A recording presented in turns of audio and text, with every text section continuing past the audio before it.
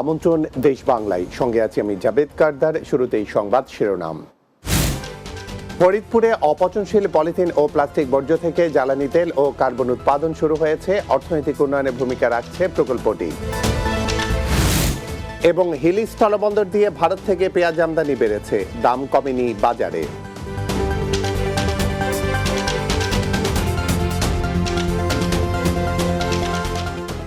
শুনছিলেন শিরোনাম, এবার বিস্তারিত। দেশে প্রথমবারের মতো আধুনিক প্রযুক্তি ব্যবহার করে অপচনশীল পলিথিন ও প্লাস্টিক বর্জ্য থেকে জ্বালানি তেল ও কার্বন উৎপাদন শুরু হয়েছে ফরিদপুরে। ডেনমার্কের সহযোগিতায় ফরিদপুর পৌরসভা ও প্র্যাকটিক্যাল অ্যাকশন কাজটি শুরু করেছে। শহরের বেরিবাদ এলাকায় স্থাপিত প্ল্যান্টে প্রতিটি 220 লিটার ডিজেল ও 2 কেজি কার্বন উৎপাদন হচ্ছে। পরিবেশ রক্ষার পাশাপাশি দেশের অর্থনৈতিক উন্নয়নে ভূমিকা রাখছে প্রকল্পটি। ফরিদপুর থেকে আখতারুজ্জামান সুমনের তথ্য ও ছবিতে ডেস্ক রিপোর্ট, জানাচ্ছেন অর্ণব নাসির। দেশে পলিথিন নিষিদ্ধ থাকলেও কমছে না এর ব্যবহার। অপচনশীল এ পলিথিন ও প্লাস্টিক বর্জ্য রাস্তাঘাট, নদ নদী সহ বিভিন্ন জায়গায় ছড়িয়ে পড়ায় নষ্ট হচ্ছে প্রাকৃতিক ভারসাম্য। পরিবেশ রক্ষায় প্রথমবারের মতো ফরিদপুরে আধুনিক প্রযুক্তি ব্যবহার করে পলিথিন থেকে তৈরি করা হচ্ছে ডিজেল ও কার্বন। ডেনমার্কের সহযোগিতায় অত্যাধুনিক পাইরোলাইসিস প্ল্যান্ট স্থাপনের মাধ্যমে ডিজেল ও কার্বন উৎপাদন করা হচ্ছে। শহরের আনাচে কানাচে ছড়িয়ে থাকা পলিথিন বা প্লাস্টিক কুড়িয়ে এনে নিম্ন আয়ের মানুষ তা বিক্রি করছে প্ল্যান্ট কর্তৃপক্ষের কাছে। সেই পলিথিন ও প্লাস্টিক দিয়ে নানা প্রক্রিয়ার মাধ্যমে তৈরি করা হচ্ছে ডিজেল, পাশাপাশি পাওয়া যাচ্ছে কার্বনও। পলিথিন ধ্বংস করে পরিবেশ রক্ষার পাশাপাশি অর্থনৈতিক উন্নয়নের দ্বার উন্মুক্ত হচ্ছে বলে মনে করছে কর্তৃপক্ষ। পলিথিনগুলো যাতে যত না পড়ে থাকে, আমরা বিভিন্ন টুকাই এবং ভাঙাড়ি ব্যবসায়ীদের উদ্বুদ্ধ করে এই পলিথিনগুলো কালেকশন করি।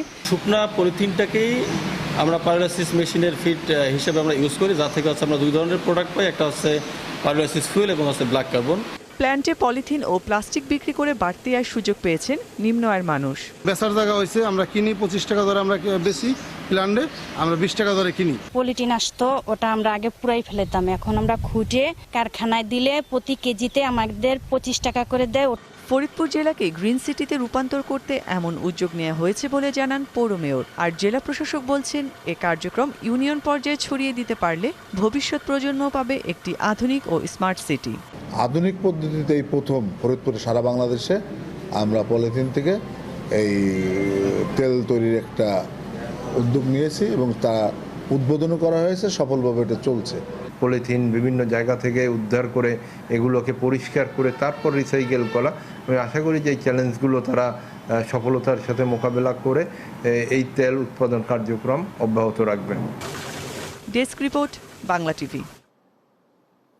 দেশের বাজারে পেঁয়াজের দাম অস্বাভাবিক বেড়ে যাওয়ায় গত কয়েকদিনের তুলনায় হিলি স্থলবন্দর দিয়ে ভারত থেকে পেঁয়াজের আমদানি বেড়েছে। এতদিন হিলি স্থলবন্দর দিয়ে প্রতিদিন 3 থেকে 4 ট্রাক পেঁয়াজ আমদানি হলেও বৃহস্পতিবার আমদানি হয়েছে 10 ট্রাক পেঁয়াজ। এদিকে আমদানি বাড়লেও পেঁয়াজের দাম কমেনি। হিলি স্থলবন্দরের পাইকারি বাজারে প্রতি কেজি ভারতীয় পেঁয়াজ 80 থেকে 85 টাকায় বিক্রি হচ্ছে, যা হিলির খুচরা বাজারে বিক্রি হচ্ছে 90 টাকা কেজি দরে এবং দেশীয় পেঁয়াজ বিক্রি হচ্ছে 100 থেকে 105 টাকায়। ইন্ডিয়াতে না শুধু, বহির্বিশ্ব অনেক জায়গাতে মালের দাম কম আছে, কিন্তু এলসি করতে ভয় লাগতেছে একটা জিনিসই, মানে 100% টাকা দিয়ে এলসি করা ক্যাপাসিটি আমাদের নাই। চাহিদা অনুসারে সরবরাহ কম বিধায় কিন্তু পেঁয়াজের দামটা বৃদ্ধি পেয়ে যাচ্ছে।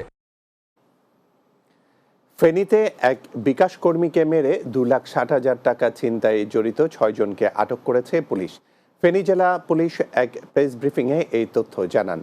পুলিশ জানায়, ফেনীর ফাজি কর্পোরেশনের বিকাশ ডিস্ট্রিবিউশন সেলসের কর্মী আব্দুল আজিম কাজে বের হয়। পরে ফেনী লালপুল এলাকায় ছিনতাইকারীরা আজিমের মোটরসাইকেলের গতি রোধ করে তাকে মেরে টাকা ছিনতাই করে নিয়ে যায়।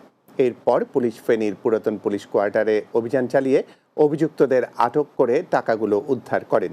এদিকে খুলনার মাদক মামলায় 10 বছরের সাজাপ্রাপ্ত পলাতক আসামিকে ফেনী থেকে গ্রেফতার করেছে ফেনী র্যাব।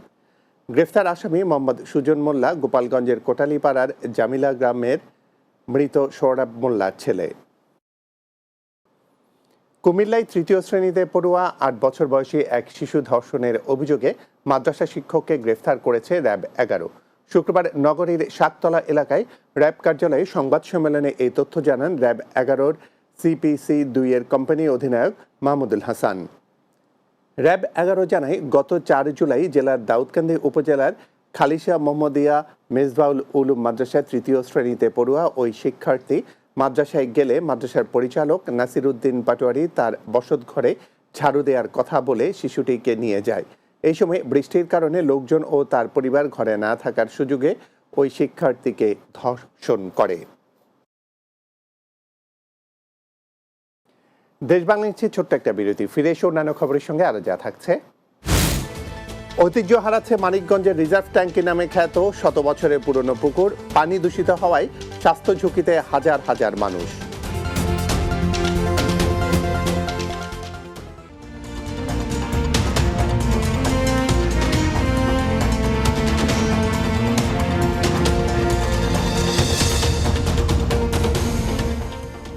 বিরতির পর দেশ বাংলায় স্বাগত আরো একবার।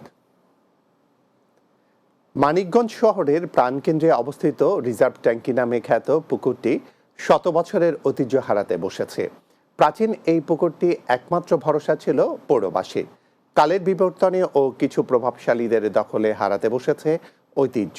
পাশাপাশি ময়লা স্তূপ আর সুয়েজের লাইন পুকুরে সংযুক্ত করায় হাজার হাজার মানুষ রয়েছে স্বাস্থ্য ঝুঁকিতে। মানিকগঞ্জ প্রতিনিধি ওয়াহিদুর রহমান রানার তথ্য ও ভিডিও চিত্রে সুরাইয়া সীমার ডেস্ক রিপোর্ট।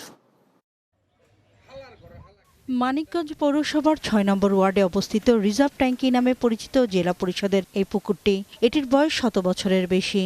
একসময় এই পুকুর থেকে পৌরবাসী পেত বিশুদ্ধ পানি। পানি তুলে ট্যাঙ্কি ভরে ফিল্টারে করে বিভিন্ন বাসাবাড়িতে সরবরাহ করা হতো। কিন্তু বর্তমান চিত্র ভিন্ন। স্থানীয় প্রভাবশালী মহল ময়লার পানির লাইন ও টয়লেটের পাইপ পুকুরে দেয় পরিবেশ দূষণ ও পুকুরের পানিতে গোসলসহ ব্যবহার অনুপযোগী হয়ে পড়েছে। ডায়রিয়া, কলেরা, চর্মরোগ, ফুসকা পড়া থেকে শুরু করে নানা রোগে আক্রান্ত হচ্ছে মানুষ।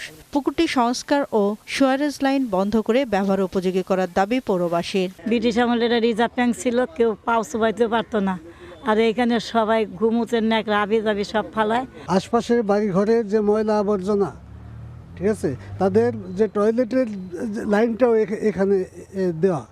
প্রতিদিন হাজার হাজার মানুষ গোসল করে, অন্যান্য কার্যক্রম করেন, গৃহস্থলী কার্যক্রম করে, কিন্তু দেখা যাচ্ছে অনেক বাসাবাড়ির সরেজ লাইন এই পুকুরে দেওয়া আছে। পুকুরে ড্রেনের লাইন দেয়া একটি দণ্ডবিধি অপরাধ। তাই এ ব্যাপারে পৌরসভার উদ্যোগ নেওয়া প্রয়োজন বলে জানান জেলা নদী ও প্রকৃতি সুরক্ষা কমিটির নেতা। বাসাবাড়ির সরেজ লাইন একটা পুকুরের মধ্যে যদি দেওয়া হয়, এটা দুর্ভাগ্যজনক এবং নিন্দনীয়। আমরা এটার তীব্র প্রতিবাদ করছি, কারণ পৌরসভারও তো একটা দায়িত্ব আছে। পৌরসভার পক্ষ থেকে সুয়ারেজ লাইন বন্ধ সহ পুকুরটির ঐতিহ্য ফেরাতে ব্যবস্থা নেওয়া হবে বলে জানান প্যানেল মেয়র ও জেলা পরিষদ চেয়ারম্যান। কিভাবে এটাকে সৌন্দর্যবর্ধন করা যায়, কিভাবে এখানে গোসলের পরিবেশ করা যায়, সেই পদক্ষেপ আমরা নিব। এবং এই পুকুরে যেন আমাদের ভবিষ্যৎ প্রজন্ম, ছোট ছোট ছেলেমেয়েরা সাঁতার শিখতে পারে, সেই ব্যবস্থাও আমরা পৌর কর্তৃপক্ষ করব। সংশ্লিষ্টদের সহায়তায় মানিকগঞ্জবাসীর 100 বছরের ঐতিহ্য পুকুরটি আবার তার সৌন্দর্য ও ঐতিহ্য ফিরে পাবে, এমন দাবি জেলাবাসীর। Desk report, Bangla TV. জামালপুরে বন্যা কবলিত 5 শতাধিক মানুষের মাঝে ত্রাণ সামগ্রী বিতরণ করেছেন ধর্মমন্ত্রী ফরিদুল হক খান দুলাল। ইসলামপুরের কাঠামো বাজার এলাকায় দোস্ত 8 বাংলাদেশ সোসাইটির আয়োজনে বন্যা কবলিত মানুষের মাঝে চাল, ডাল, তেল, চিরা, মুড়ি, গুড়, ওষুধ সহ বিশুদ্ধ খাবার পানি বিতরণ করা হয়।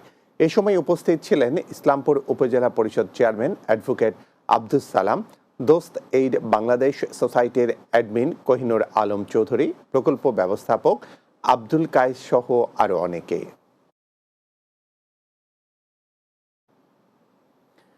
আশুলিয়ার জিরাবো ও এর আশেপাশে এলাকায় অভিযান চালিয়ে প্রায় 600 বাসাবাড়ির অবৈধ গ্যাস সংযোগ বিচ্ছিন্নকরণ করেছেন Savar Titas gas transmission and distribution company. এই সময় অবৈধভাবে সংযোগ নেওয়া বিপুল সংখ্যক প্লাস্টিকের পাইপ, নিম্নমানের পাইপ ও রাইজার জব্দ করা হয়। এই অভিযানে নেতৃত্ব দেন Savar Titas gas transmission and distribution PLCর ব্যবস্থাপক প্রকৌশলী আবু সালে মোহাম্মদ খাদিম উদ্দিন। এই সময় উপস্থিত ছিলেন উপব্যবস্থাপক মোহাম্মদ আনিসুজ্জামান, উপব্যবস্থাপক আব্দুল মান্নান সহ আরো অনেকে।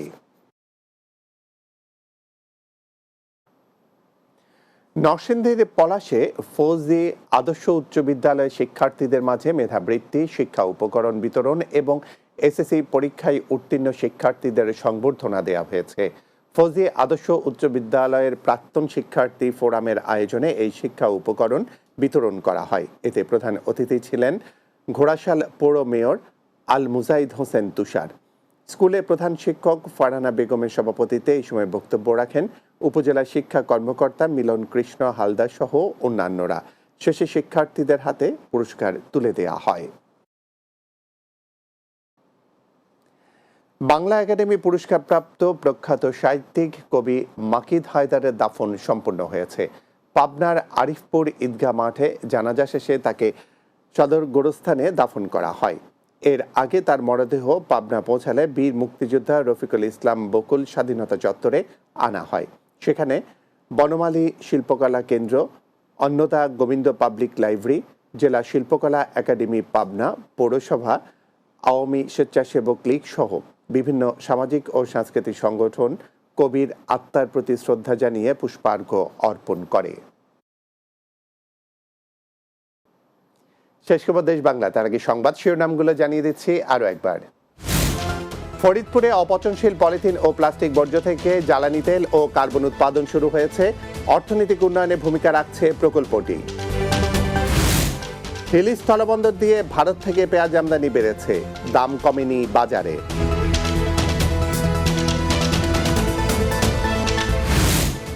এবং মানিকগঞ্জে রিজার্ভ ট্যাঙ্কি নামে খ্যাত শত বছরের পুরনো পুকুরটি ঐতিহ্য হারাচ্ছে। পানি দূষিত হওয়ায় হাজার হাজার মানুষ স্বাস্থ্য ঝুঁকিতে।